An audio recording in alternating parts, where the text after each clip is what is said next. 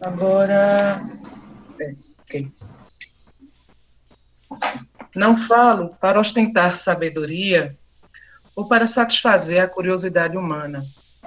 Vou direto ao objetivo, para melhorar-vos moralmente, pois venho fazer-vos o bem.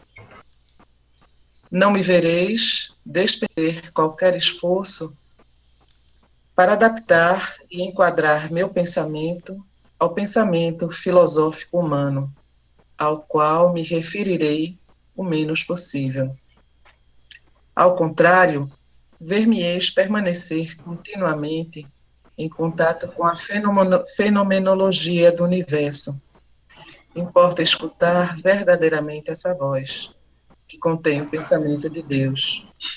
Compreendei-me, vós que não acreditais, vós céticos, que julgais sabedoria a ignorância das coisas do espírito, e, no entanto,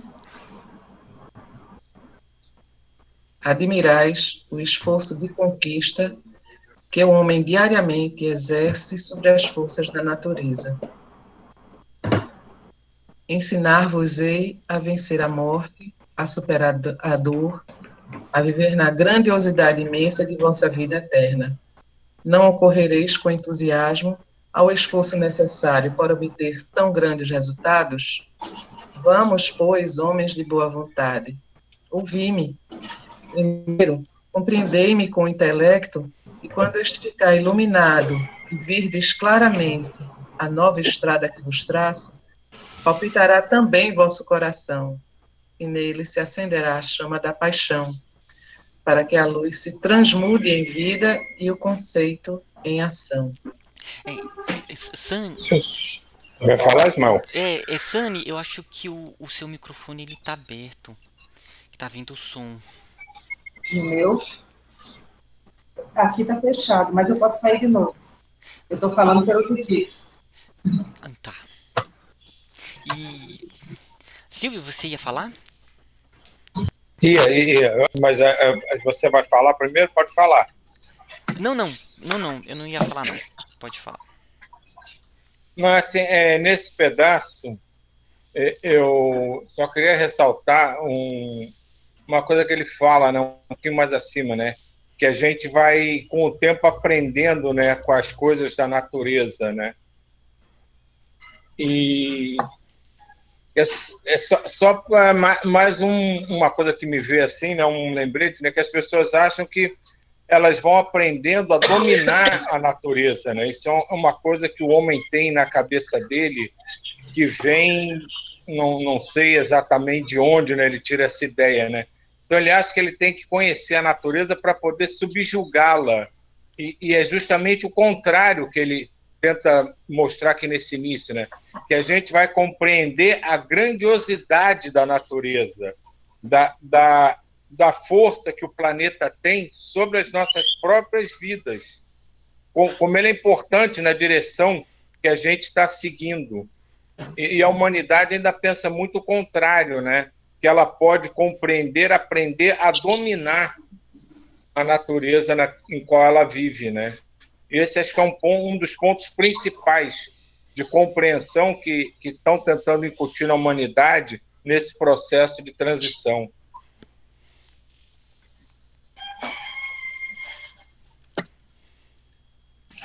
E como essa compreensão ainda é atual, né? Essa descompreensão, na verdade, ainda é atual. O momento é crítico, mas é mister avançar.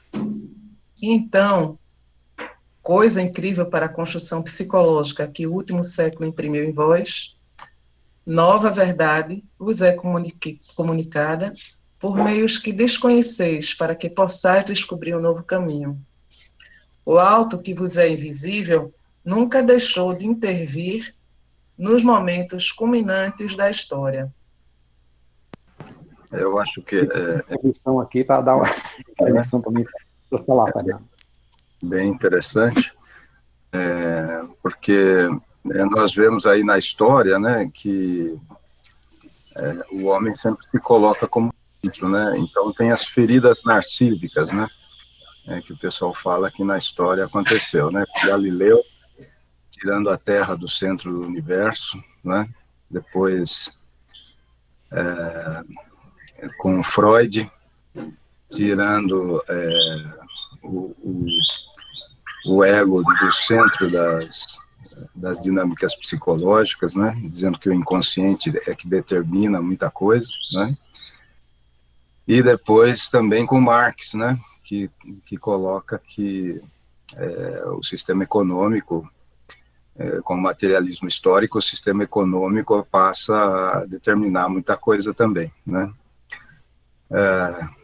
Então, eu acredito que, por exemplo, você vê na minha área, né, agronomia, que eu também trabalho eu sou pesquisador na Embrapa, a agronomia, até então, vem no movimento de domínio da natureza, né?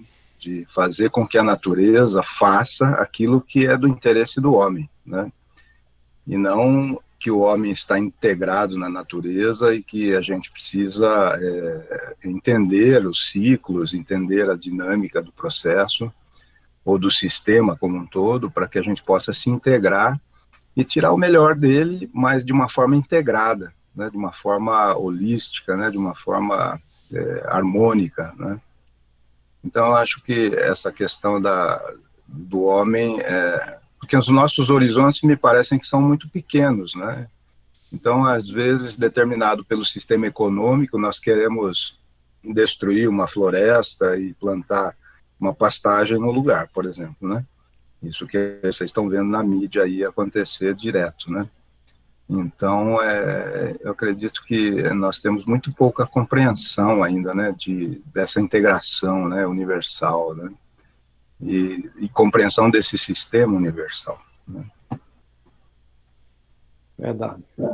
E você falando sobre isso também, o homem ele quer dominar a natureza, mas ele não aprendeu ainda a dominar a si próprio, né, que é o grande desafio que nós temos ainda a vencer. Mas o que eu ia falar também aqui era sobre essa frase que diz ali. E então, que o último, a nova verdade vos é comunicada por meios que desconheceis, para que possais descobrir o novo caminho. O alto, que vos é invisível, nunca deixou de intervir nos momentos culminantes da história.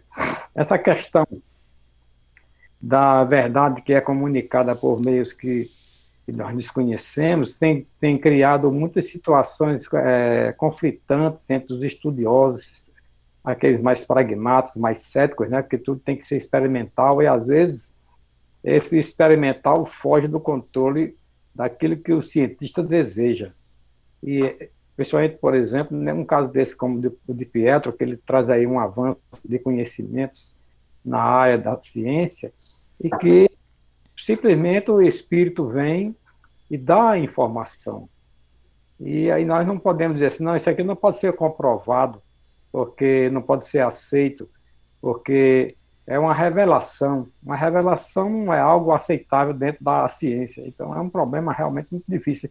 E quando nós aderimos, nós que temos algum pé preso também dentro da ciência, e aderimos também à questão da comunicação espiritual, aparentemente criaria um conflito entre nós, mas na realidade nos sentimos bastante confortáveis com esse aspecto espiritual da gente, de compreender também essa informação que vem por um meio de comunicação ainda mais sutil, né? Então isso é uma questão ainda que no meio acadêmico ainda se debate muito, de aceitar a comunicação dos mortos, porque uma vez que se aceite a comunicação dos mortos, tem várias implicações importantes diante da vida. Esse tem sido o grande problema da ciência acadêmica, aceitar tacitamente, ou assim, definitivamente, a vida espiritual, a vida após a morte. Para mim, esse atualmente ainda um grande impedimento para que a espiritualidade possa avançar diretamente, definitivamente, nos meios acadêmicos. Se bem que em alguns cantos já ocorre, mas ainda muito, muito complexo o relacionamento desses grupos em relação a isso. Nossa, Sebastião, esse ponto foi muito bacana, esse ponto que você colocou. E se a gente for ver lá no fundo, né, na história, o próprio surgimento da ciência, de certa maneira, ele vem, mesmo que não esteja claro, o processo do auto, ele está sempre ali trabalhando. Né, mesmo que seja pelo sono, o cientista, ele é preparado, ou através de processos de revelação. O que acontece? O que eu acredito que talvez vai ser no século XXI é cada vez mais um processo de simbiose, de trabalho conjunto, né? Onde a espiritualidade, à medida que a gente vai desenvolvendo esse aspecto intelectual de de racionalidade, ele vai incluindo nesse processo. Então, quando vem uma revelação, eu, eu acredito que os mentores, eles colocam assim uma revelação, mas eles querem que a gente pegue aquilo, destrinche, reflita, coloque até mesmo em xeque, fala assim, será que é isso mesmo? Se não fosse, né? Se isso, vamos colocar isso como uma hipótese de trabalho. Ou seja, eu acho que eles querem que a gente comece a analisar e destrinchar, porque esse é o processo do descobrimento. Eles colocam como se fosse assim, aquela revelação que é quase que como uma pista só. Mas tipo falando assim, ó, trabalhe em cima disso, né? E veja se é isso ou não. Então acho que agora nós estamos entrando um pouco nesse período onde cada vez mais até a mediunidade ela vai se tornar um processo mais de simbiose, né? Onde o médium ele vai ter um processo ativo também, né? Onde ele vai entrar em desdobramento, ele vai entrar em sintonia e vai participar cada vez mais consciente. Então o processo da revelação ela se torna quer dizer, sempre é o ponto principal, né? Mas ele vai se tornar cada vez mais. Vão dar a devida importância, no sentido assim, opa, vamos escutar isso, deixa eu refletir, né? Como que seria isso? Quais são as implicações? E a partir daí, tirar as novas informações que podem vir disso.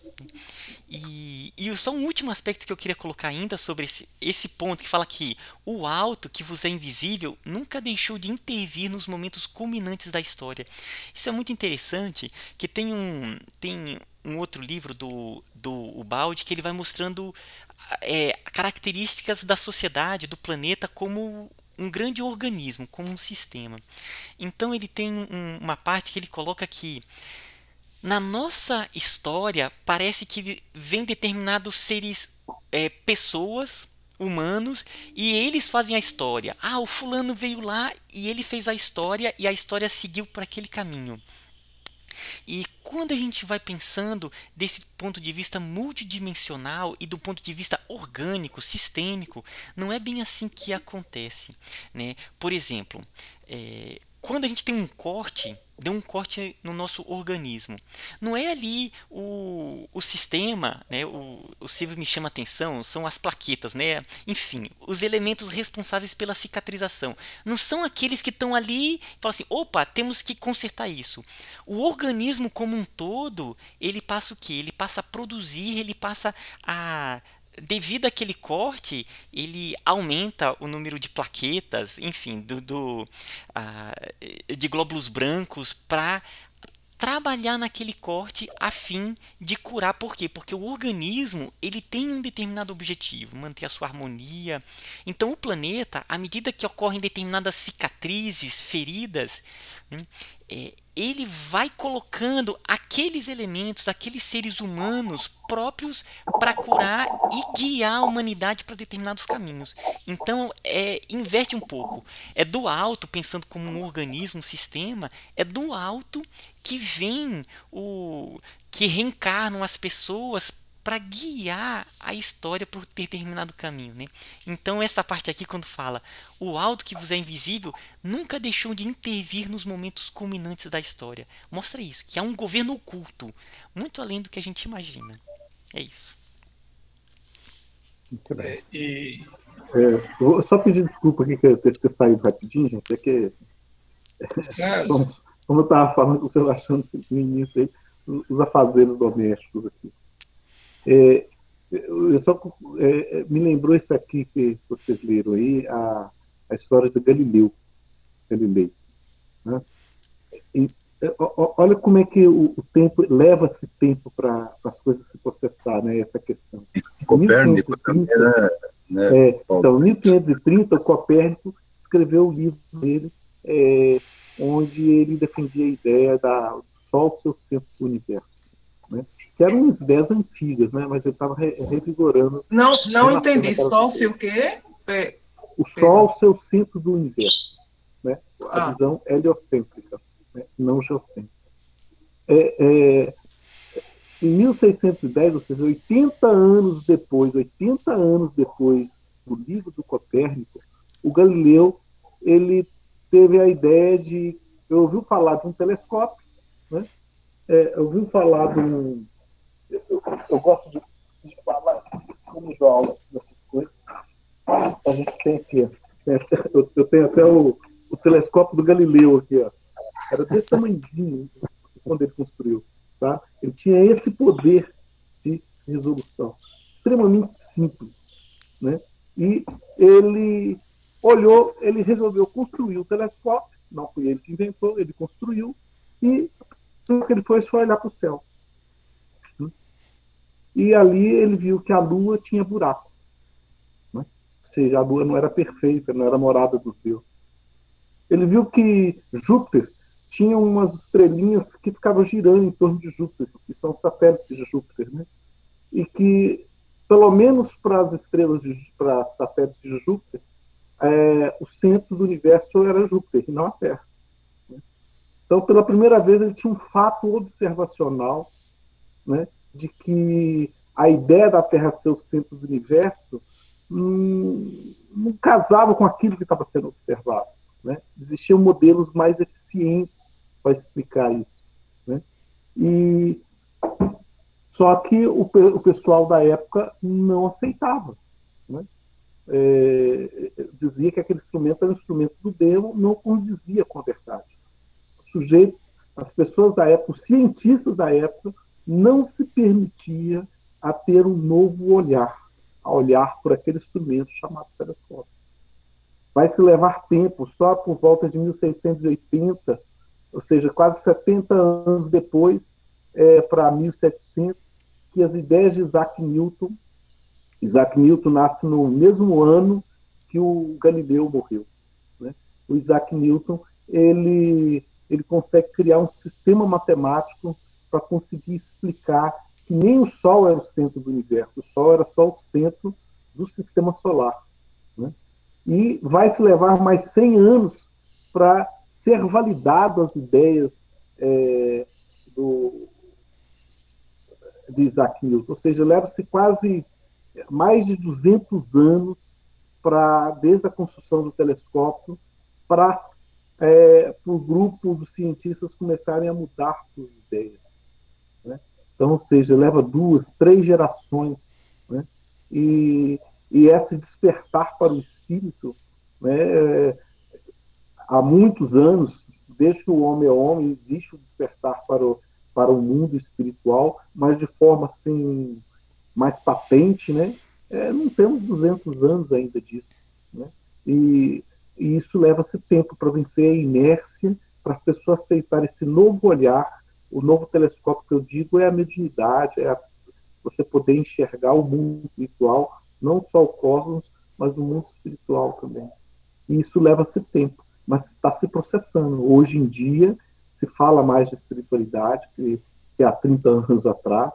Hoje em dia, você pode se dizer, não, eu sou espiritualista, eu sou espírita, eu sou umbandista, eu sou...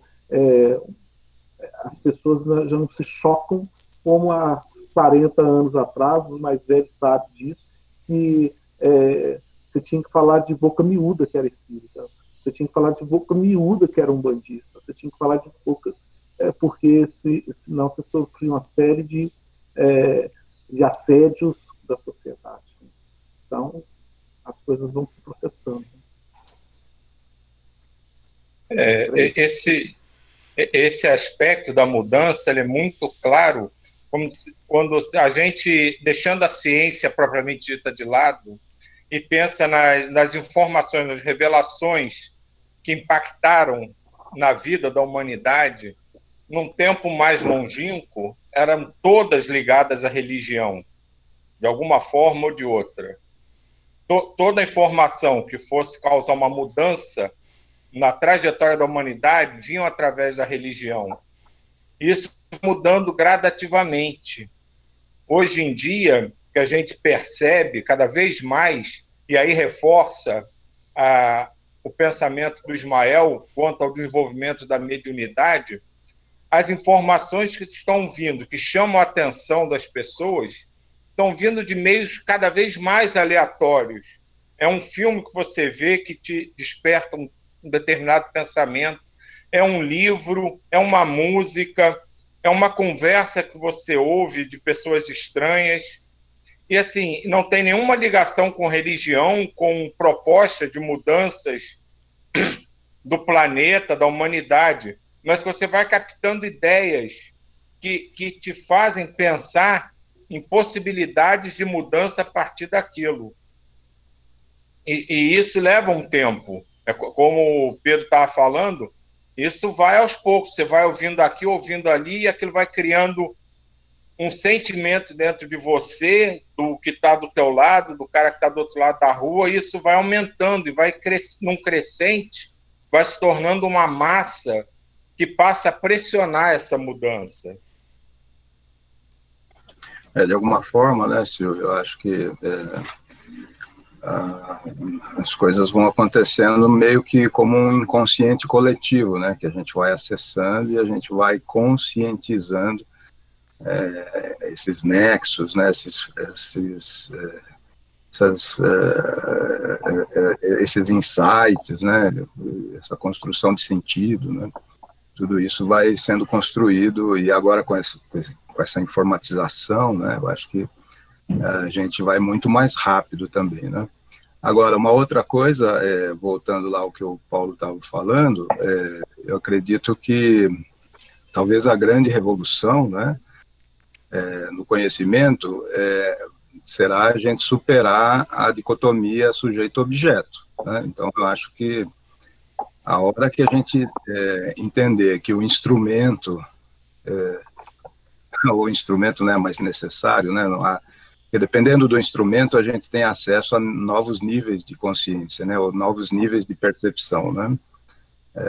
Então, a hora que a gente começar a entrar na questão dos dados, né, do Big Data, e a hora que a gente começar a ver sentido em algumas coisas que até então a gente não tinha acesso, as coisas vão começar a mudar, né? Então, talvez a próxima grande revolução é superar ou transformar ou ir além da dualidade sujeito-objeto, né?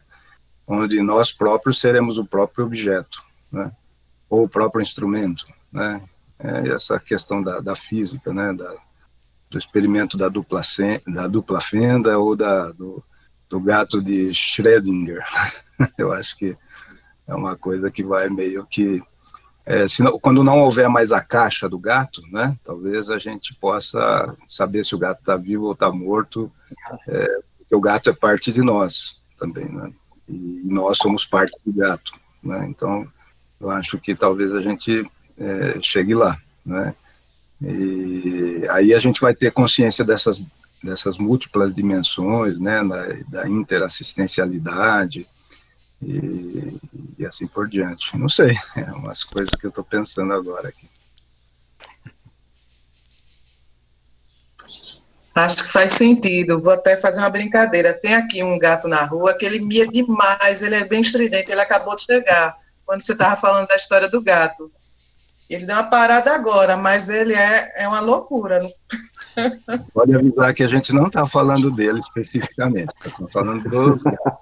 Ele está reforçando o recado.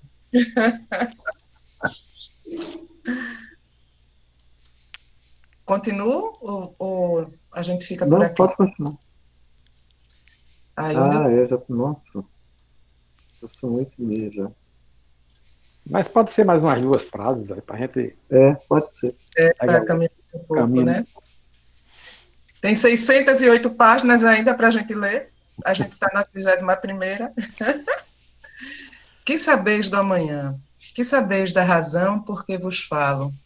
Que podeis imaginar daquilo que o tempo vos prepara, vós que estáis imersos no átimo fugidio? Indispensável avançar, mais que isso, não vos seria possível. As vias da arte, da literatura, da ciência, da vida social estão fechadas, sem amanhã.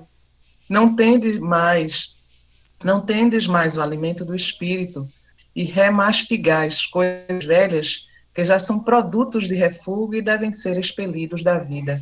Falarei do espírito e vos reabrirei aquela estrada para o infinito, que a razão e a ciência vos fecharam.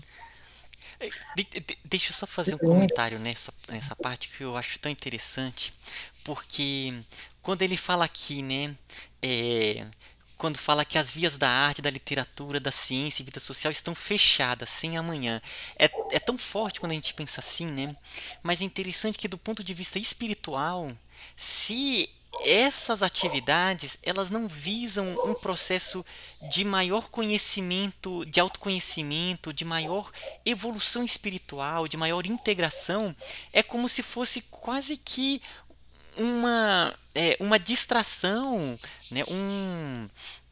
Um caminho que é essa questão, que é um remastigar de coisas velhas, né, que ele coloca aqui.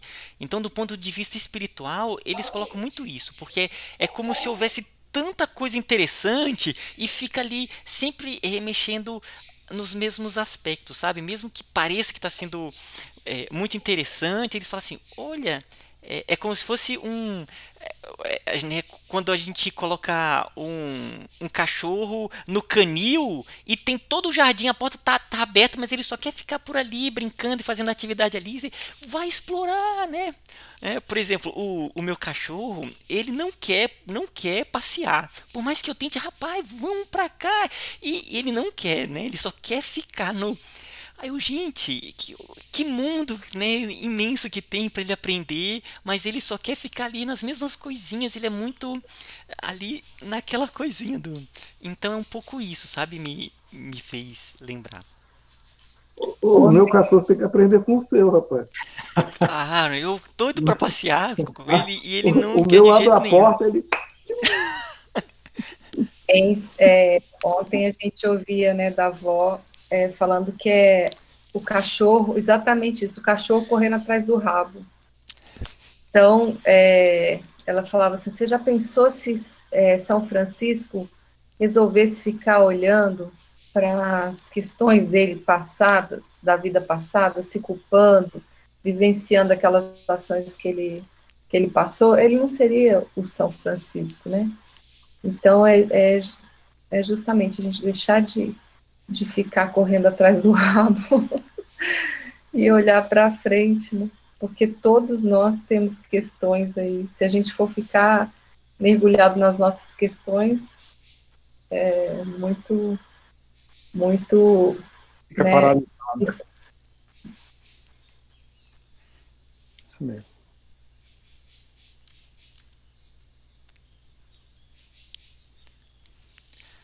Paulo Brito, E essa questão da consciência também me parece que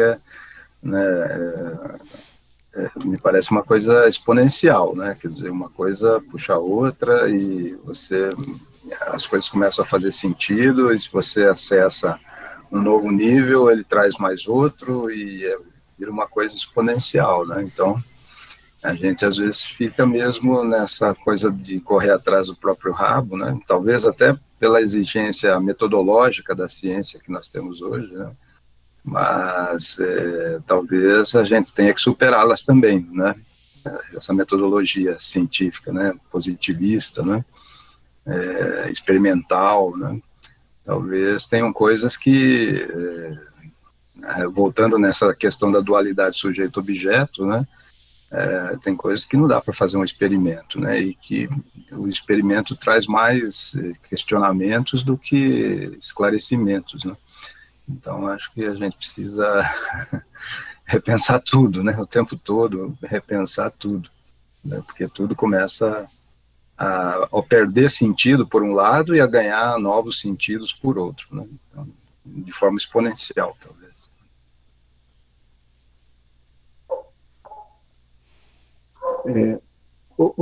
Ismael, eu vou te pedir, você pode fazer a parte Posso sim? Da irradiação? Porque vocês só vão me perdoar, porque eu estava chegando um container aqui em casa de tiro entulho, e acabei de ficar sabendo que alguém